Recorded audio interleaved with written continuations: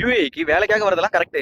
ஆனா காட்டுற இடத்துல கையெழுத்து போட்டு வரதான் தப்பு. அதுல அப்படி வந்தீங்கன்னா எவ்வளவு பிரச்சனை வரும்னு இந்த வீடியோல சொல்றேன். இந்த வீடியோ மறக்காம சேவ் பண்ணி வச்சுக்கோங்க.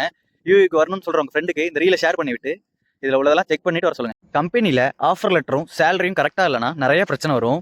எவ்வளோ சேலரி, எவ்வளோ ஹவர்ஸு, அக்காமடேஷன் இருக்கா, இந்த மாதிரி நிறைய பிரச்சனை இருக்கு. சும்மா காட்டுற இடத்துல கையெழுத்து போட்டு வரக்கூடாது. மாசத்துல எவ்வளோ வேலை தருவீங்க? ஒன்ஸ் உங்க வேலை நீங்க சொல்ற வேலை ஒன்று, இங்க செய்யற வேலை ஒன்று, வேலை மட்டும் மிஸ் ஆச்சுன்னா, மிஸ் மேட்ச் ஆனிச்சுன்னா ரொம்ப பிரச்சனை வரும். சப்போஸ் விசிட்ல விசா எடுக்கலன்னா ஃபைன் வரும், பேன் ஆகும். நம்ம ஏற்கனவே வீடியோலையும் சொல்லியிருப்போம். ஃபர்ஸ்ட் அதை கன்ஃபார்ம் பண்ணணும். விசா எடுப்பீங்களா இல்லை விசால தான் இங்கே வரீங்களா, அதெல்லாம் கிளியர் பண்ணணும். அதே மாதிரி கான்ட்ராக்ட் சைன் பண்ணுறப்ப கரெக்டாக பண்ணணும். அது ஒரு ட்ராப் மாதிரி ஏமாத்துறவங்களுக்கு அதுதான் ரொம்ப முக்கியம். நிறையா லூப் ஹோல் வச்சிருப்பாங்க கான்ட்ராக்டில். நம்ம ஒழுங்காக பார்க்காம வேலை கொடுக்குறாங்க, சம்பளம் தராங்கன்னு சொல்லி சைன் போடக்கூடாது. கான்ட்ராக்ட்லேயே தெளிவாக மென்ஷன் பண்ணியிருப்பாங்க.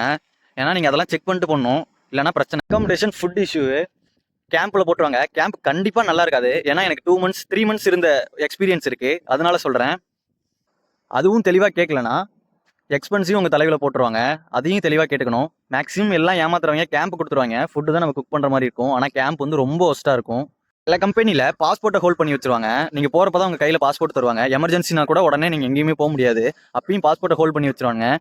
கம்பெனி ட்ரஸ்டபுளாக இருக்கிற கம்பெனிலாம் ஹோல்ட் பண்ணி வைக்க மாட்டாங்க. சப்போஸ் ஹோல்ட் பண்ணாலும் நீங்கள் கேட்குறப்பெல்லாம் கொடுப்பாங்க. சில லேபர் சப்ளை கம்பெனினா ஹோல்ட் பண்ணி வச்சிருவாங்க. ரொம்ப பிரச்சனை வரும்.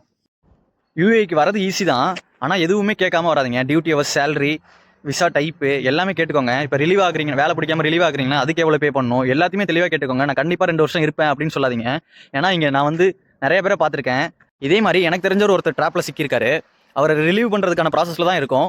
ரிலீவ் பண்ணிட்டேன்னா கண்டிப்பாக அதை வீடியோவாக போடுறேன்.